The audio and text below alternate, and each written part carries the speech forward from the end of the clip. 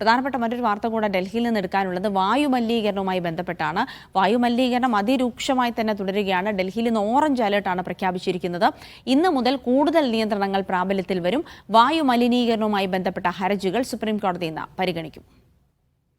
തൗഫീഖ് തുടരുന്നുണ്ട്. തൗഫീഖ്, അവിടെ അന്തരീക്ഷം കണ്ടാൽ തന്നെ അറിയാം, കൂടുതൽ പറയേണ്ടതില്ല. ഒരു പുകമഞ്ഞിറങ്ങിയതുപോലെ. ഇതിപ്പോൾ ഇന്നല്ല, കുറച്ച് ദിവസമായി ഇതേ അവസ്ഥയിൽ തന്നെയാണ്. സ്വാഭാവികമായിട്ടും പലതരത്തിലുള്ള അസുഖങ്ങൾക്കുള്ള സാധ്യതയുണ്ട്. ദിവസവും പുറത്തിറങ്ങുന്ന ആളുകൾക്ക് അത്തരത്തിലുള്ള ശാരീരികമായ പലതരത്തിലുള്ള വെല്ലുവിളികൾ കൂടി നേരിടണം. ഇതിങ്ങനെ തുടരുന്ന സാഹചര്യത്തിൽ ഈ നിയന്ത്രണത്തിലുള്ള പല വഴികൾ സർക്കാർ എടുക്കുന്നുണ്ടെങ്കിലും ഒന്നും ഫലപ്രദമാകുന്നില്ല എന്നുള്ളത് തന്നെയാണ്. ഇന്നിപ്പോൾ സുപ്രീം കോടതിയിൽ വരുന്ന ഹർജികൾ എന്തൊക്കെയാണ് തൗഫീഖ്? ജിൽസി, ഡൽഹിയിലെ വായു ഗുണനിലവാരം വളരെ മോശം നിലയിലാണ് നിലവിലുള്ളത്. മോശം നിലയിൽ നിന്നും അതിന്ന് ഗുരുതര വിഭാഗത്തിലേക്ക് മാറിയിരിക്കുകയാണ്. ഈ ദൃശ്യങ്ങളിൽ നിന്ന് തന്നെ നമുക്ക് അത് വ്യക്തമാവുകയും ചെയ്യും. ഞാനിപ്പോൾ ഉള്ളത് വിജയ് ചൗക്കിലാണ്. എനിക്ക് പിന്നിലായിട്ടാണ് പാർലമെന്റ് മന്ദിരവും അതോടൊപ്പം തന്നെ രാഷ്ട്രപതി ഭവനുമെല്ലാം ഉള്ളത്. ഇതൊന്നും നമുക്ക് വ്യക്തമായി കാണാൻ സാധിക്കാത്ത അത്രയധികം പുകമഞ്ഞ് അല്ലെങ്കിൽ വിഷപ്പുക ഡൽഹിയിൽ നിറഞ്ഞിരിക്കുകയാണ്.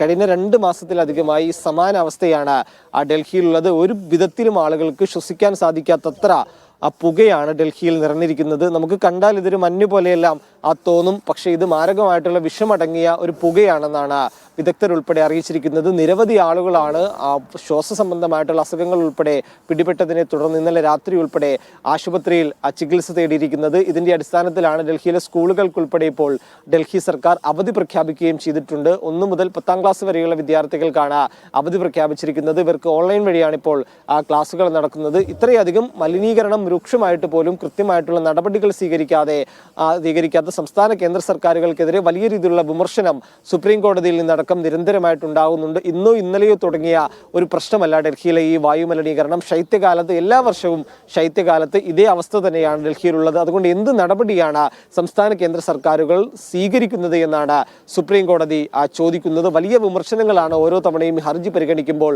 സുപ്രീം കോടതിയുടെ ഭാഗത്തു നിന്നുകൊണ്ട് നിരന്തരമായിട്ടുണ്ടാകുന്നത്. ഇന്നും കോടതിയുടെ ഭാഗത്തു നിന്നുകൊണ്ട് രൂക്ഷമായിട്ടുള്ള വിമർശനങ്ങൾ ഉണ്ടാകും. കാരണം വായു ഗുണനിലവാര സൂചിക 400 കടന്നിപ്പോൾ 600ഉം 700ഉം എല്ലാമാണ് ഡൽഹിയിൽ രേഖപ്പെടുത്തുന്നത്. കേരളത്തിൽ 45ഉം 50ഉമുള്ള സാഹചര്യത്തിലാണ് ഡൽഹിയിലെ ആളുകൾ ഇത്തരത്തിൽ 700-ലധികം വായു ഗുണനിലവാര സൂചിക രേഖപ്പെടുത്തുന്ന വായു ശ്വസിച്ചുകൊണ്ടിരിക്കുന്നത്. ഒരു തരത്തിലും ആളുകൾക്ക് ഈ വായു ശ്വസിക്കാൻ സാധിക്കില്ല. ഇത് ശ്വസിച്ചാൽ തന്നെ പലതരത്തിലുള്ള അസുഖങ്ങൾ ആളുകൾക്ക് പിടിപെടും. അത്തരത്തിൽ ആളുകൾക്ക് അസുഖങ്ങൾ പിടിപെട്ടതിനെ തുടർന്നാണ് ഇന്നലെയെല്ലാം നിരവധി ആളുകൾ ആശുപത്രിയിൽ ഉൾപ്പെടെ ചികിത്സ തേടുകയും ചെയ്തിരിക്കുന്നത്. മാസ്ക് നിർബന്ധമാക്കണമെന്ന് ഒരാവശ്യം ഉയർന്നു വന്നിട്ടുണ്ട്. അതുകൊണ്ട് തന്നെ മാസ്ക് ധരിക്കണമെന്ന് ഡൽഹി സർക്കാർ അറിയിച്ചിട്ടുണ്ട്. ആരോഗ്യ വിദഗ്ധരും ആ ഒരു നിർദ്ദേശം മുന്നോട്ട് വെക്കുകയും ചെയ്തിട്ടുണ്ട്. അത്യാവശ്യമല്ലാത്ത ആളുകൾ പുറത്തിറങ്ങരുത് എന്നുള്ള നിർദ്ദേശമുണ്ട്. അതോടൊപ്പം തന്നെ കർശനമായിട്ടുള്ള നിയന്ത്രണങ്ങൾ ഇന്നു മുതൽ ഡൽഹി സർക്കാർ ഡൽഹിയിൽ ഏർപ്പെടുത്തുകയും ചെയ്തിട്ടുണ്ട്. വാഹനങ്ങൾക്കുൾപ്പെടെ നിയന്ത്രണങ്ങളുണ്ട്. ഇതെല്ലാം കൃത്യമായി പാലിക്കണമെന്ന് സർക്കാർ നിർദ്ദേശം നൽകുകയും ചെയ്തിട്ടുണ്ട്. എന്നാലും ഡൽഹിയിൽ കൃത്രിമ മഴ പെയ്യിക്കണമെന്നുള്ള പ്രധാനപ്പെട്ട ആവശ്യം